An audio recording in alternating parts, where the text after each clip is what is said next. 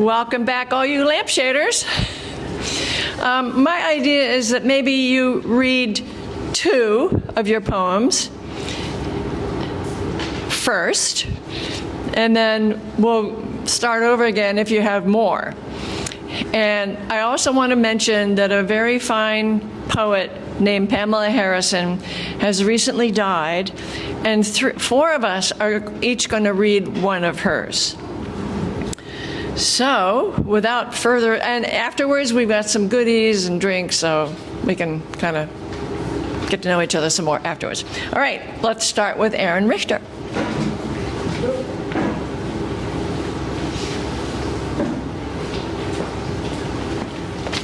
All right, hello everybody.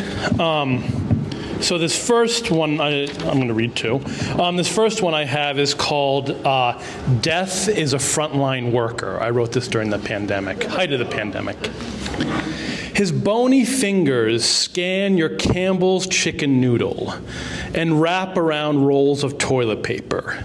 He sweeps over our lives, taking the rations, stealing the knowledge, consuming all we know. He's in overtime, and for his work, death takes more than his fair share of minimum wage. And then my second one is titled, I'm Going to Live Forever.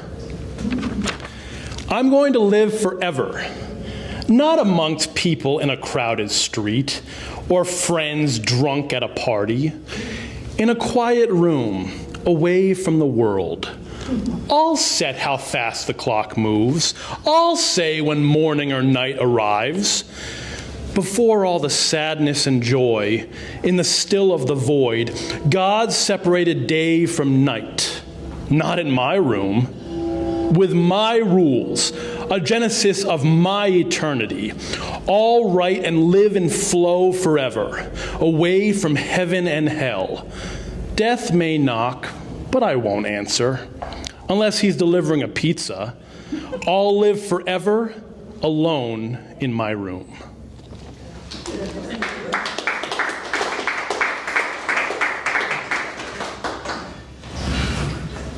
And now our tip guy is going to read a poem from Pamela Harrison. Drew Voice. How's it going, everybody? Only got one for you tonight, and it is called Skinning the Cat.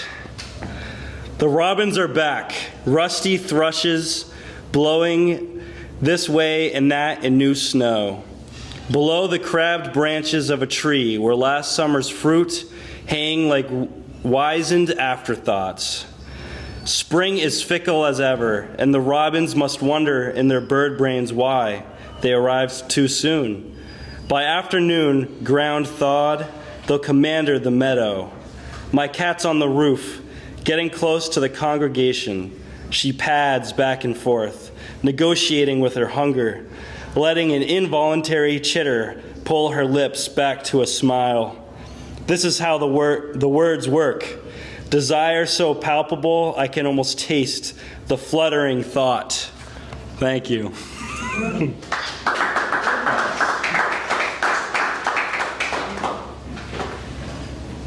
And next we'll have Betsy Vickers.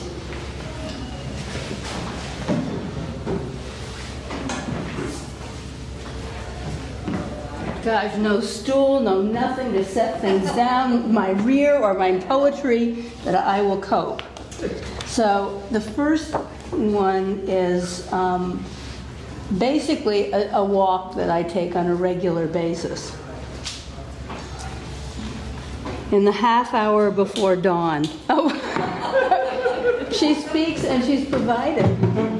I don't know which portion of myself to put down here, but let's do this. In the half hour before dawn.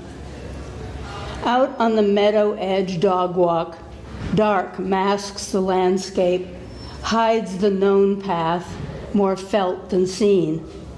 Black dog, a moving melt of darkness, amorphous shape in the night, embodied go through tautness of the leash.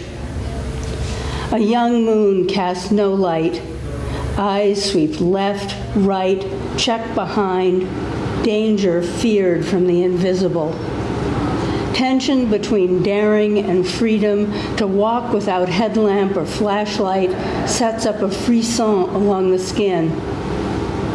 Pre-dawn, being in and of nature, mind awake, body a vague stain, scented by what wild might lurk.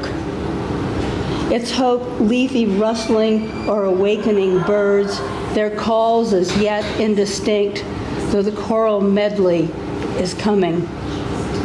The rising sun holds below the horizon, outlines low hills which read flat, a set with stage lights slowly coming up. The sky lightens pewter to luminous pearl. Shaggy bushes loom, trees emerge from the ghost air, black silhouettes, trunks, then branches. As dawn floods, fallen leaves reveal their singular shapes on thick, wet fiddlehead green grass, each blade distinct.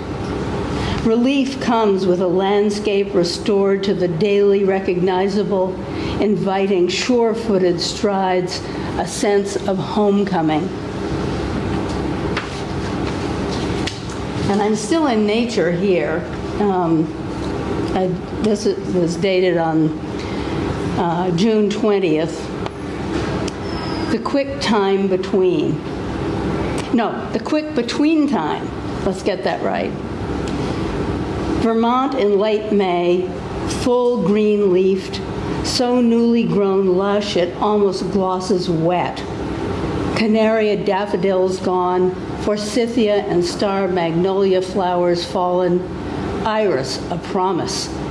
Bleeding heart waits beside peonies whose tight-orbed buds seem to hold their breath, resist bursting into cabbage-petaled crimson, blush pink, rose, white. In wind gusts, variegated willow bush frosts milky. Chive, sage, thyme, sorrel revive. Drenched by noon sun, all verdant hues glow, darken in relief under passing clouds, and succulently tender emerald grass grows faster than can be reasonably mowed.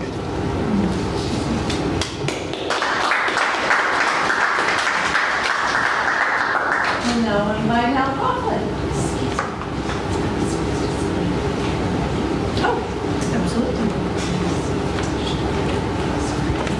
Good evening, ladies and gentlemen.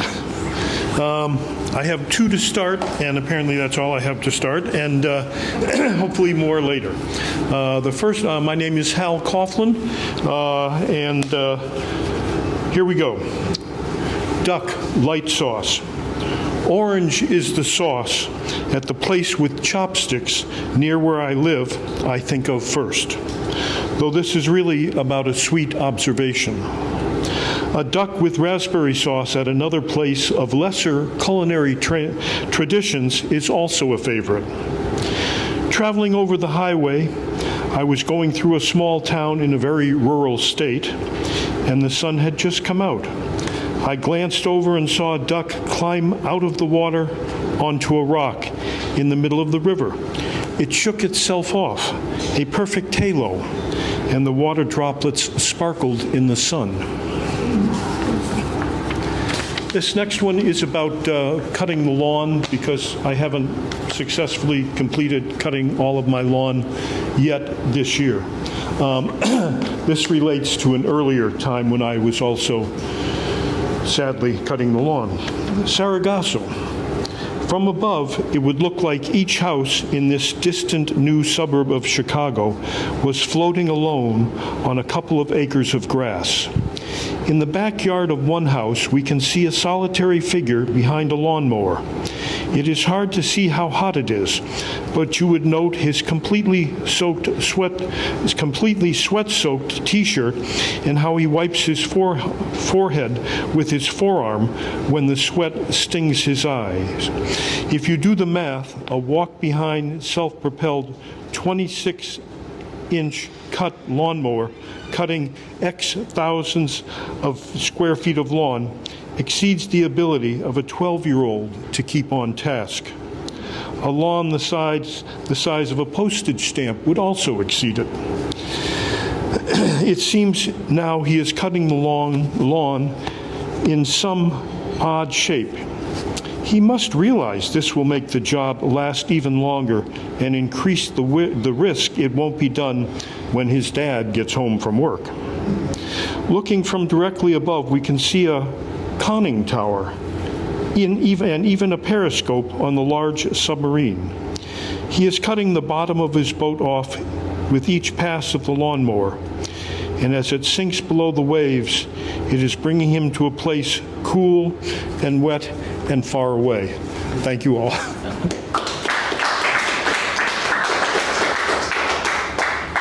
Now, Pam Ahlen.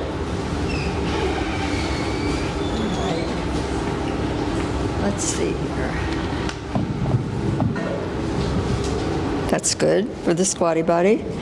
Also, I have to preface this poem with the fact that we went to New Mexico, and in New Mexico, at a trailhead, yours truly tripped over a rock because she wasn't paying any attention and fractured her ankle. So now, this is funny because Janet Watson has a brace on too. I had the boot for 8 weeks and now I have the brace, so here we are. Okay, so PT next week, whatever. So this poem is what I wrote when we came back from New Mexico. Spring sprang open while we were away.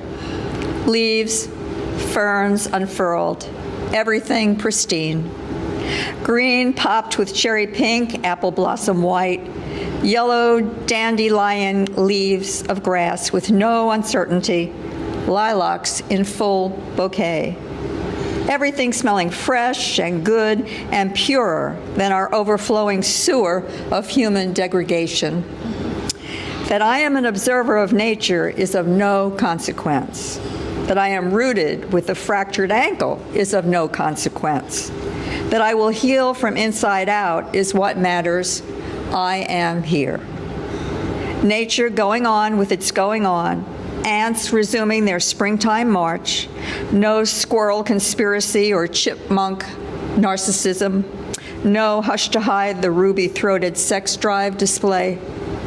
Home again into high spring and remembering 4 words. Don't put off today.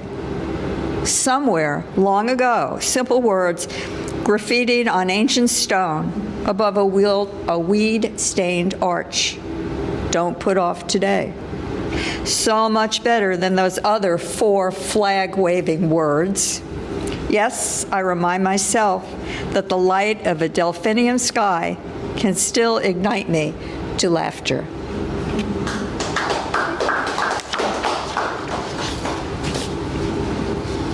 This is an ode of sorts. It's called Holy Shit. And there's an epigraph. Scientists gather scat samples, dissecting them in search of bones and feathers from the mammals and birds that the creatures feed on. Holy shit. The park ranger said she had Ziploc bags filled with it, even stored it in the refrigerator, ecstatic over where and when she found it, atop a rock or under a tree in the middle of a trail. She was an encyclopedia of texture, length, and width, the twist at its end, whether it was calcified or brown, worm-like, or ball-shaped, whether it resembled chocolate-covered raisins, where its donor might have last bedded down or eaten the bones of a mouse, grouse, or hare. Information we unenlightened could not appreciate until years later. One August afternoon, bushwhacking through Green Mountains, Maple and Pine and Rich Nut Beach, we discover the mother lode, I swear under an immense hemlock, And just like that park ranger, we're hysterical with our good fortune, stoop to measure each blackberry dropping with, for God's sakes, a ruler. Photograph a smorgasbord of 8 piles, so distinctly fat and full, rich and fresh, we must have just missed them, the whole family. Praise the mother and her cubs, praise nature's coexistence, praise the holy evidence, black scat bear crap.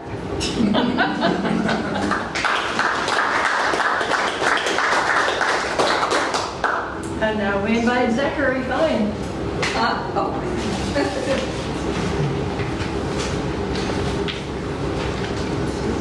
Thank you for complaining about not having a seat, because I'm a sitter. The Lord made me a sitter. I don't know what to say. Can everybody hear me? Yep. My name is Zachary. I'm gonna read some poems. This one is called July. July. Water dripping off of the petals, then sunlight on the petals. A shirtless man eating cereal alone in a dark room. Blank faces in the windows. No, blurry faces. Blurry like the edges of the woods. Somewhere, not far, a man is digging trenches. When the machines begin to sing, something flees. How he loves to dig his trenches in the sun. What unbearable simplicity. There are things you can't say and things you just won't. The difference lies in a certain sublimation of the hidden. For example, that time you said that you wasted your whole life. For example, when I said I feel like a rat in a cage. There were flowers, I think, somewhere, or maybe it was the positioning of the sun at that exact moment, or maybe what the Greeks called destiny, that thing we long to forget. A terrible thing, really, no matter how you look at it. The fucking Greeks and their intimate knowledge, their goddamn chimeras that haunt us. Rain glints obliquely on the leaves in fresh sunshine, staring out the window at childhood. Ah, childhood. More rain, backseat car rides never ending. The weary submission of your status as a passenger, an eternal passenger, crushed between the helpless and the pathetic, the mind-numbing lawns of suburbia sliding by. Yes, they were green. Yes, they were safe. And later on, in adulthood, crushed between the vulgar and the pathetic, sex and work, art and food, our deformed modern existence, lost forever in the inconceivable labyrinth. My father was a reasonable man. He talked about history, the peculiarities of family, random acts of bureaucratic kindness. I said, "But Dad, what are we?" He looked around sadly, not desperate, not paranoid, but sad, sad. "Son," he whispered, "we are public experiments, human beings and orphans, semblances, questions."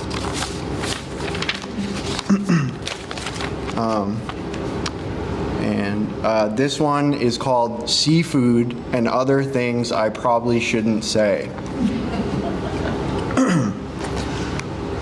The man rises early in the morning and he gets in the blue truck and drives to Boston to pick up the fish. Sometimes an entire moral condition is captured in a single sentence. Don't worry, this is not one of those times. All day, I try not to say the wrong thing.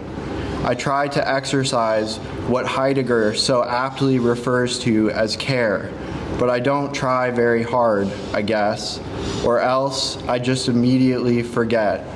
And before you know it, I'm telling you about the horrors of the Belgian colonial project in the Congo, or Dostoevsky's melancholy and instructive conclusions on human suffering, or how the tenderness that young Adolf felt towards his mother is oddly touching somehow, or, worst of all, gloomy reflections from my own sad and paltry life, my endless regrets, my debauched and squandered youth, my pathological loneliness, waiting outside of the liquor store at 8:45 a.m. on a Tuesday.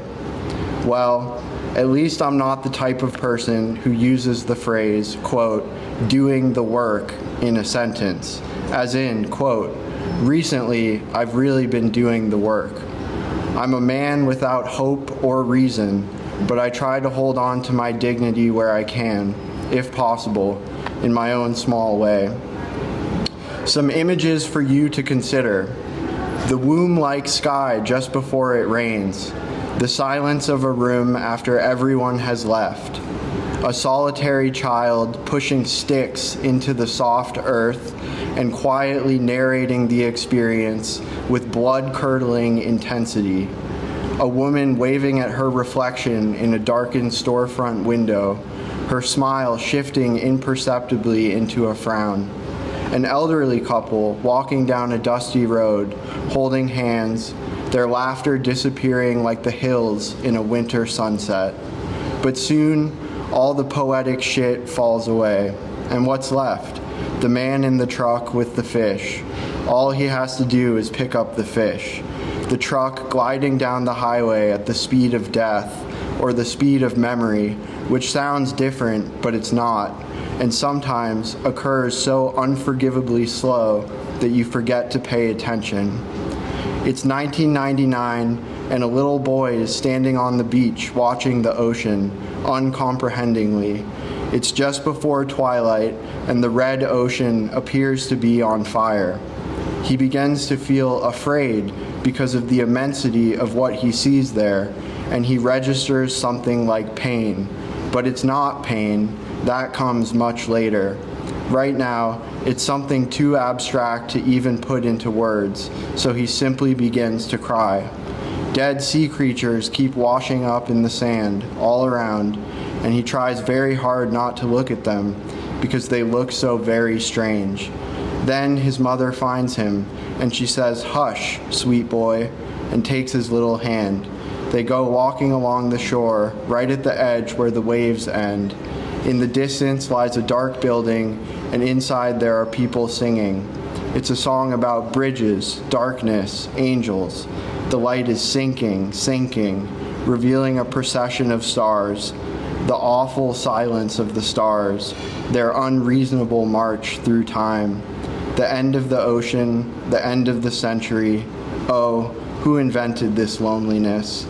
The man rises early in the morning, the man in the truck with the fish. All he has to do is pick up the fish.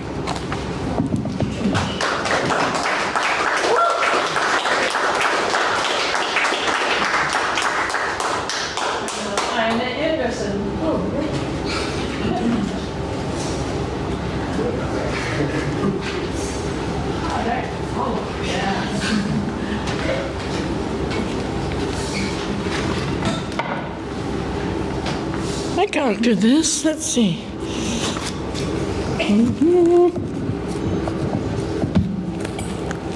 Is this the right knob? Yes. Ugh. Like that. Okay. I'm sorry, I think this is the one that doesn't go over there. Did you get it? I think. I got it? Good, thank you.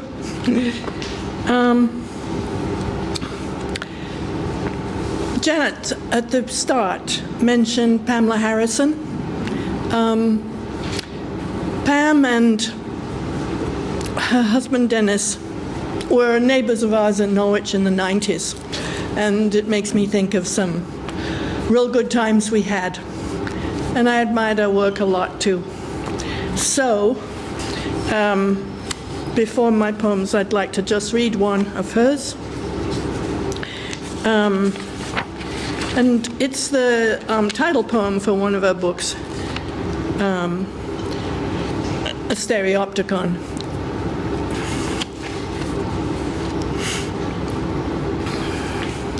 I grew up in a house where what was said was so different from what was felt, it made me wall-eyed to string a meaning between the two. Sometimes my eyes crossed, and I groped all day through double vision, like one of those tropical fish with eyes so far apart they guard against two discontiguous worlds at once. I learned early some use words like octopi let their ink. I could tell something scuttled out of view, something much nastier than the roiling cloud it blew. It's my nature to prefer an ugly truth to delusion. The right words tune my sense like a telescopic sight. Even face to face with monsters, all that had been furtive or confused resolves on the crosshairs of some deep delight. Thanks, Pam.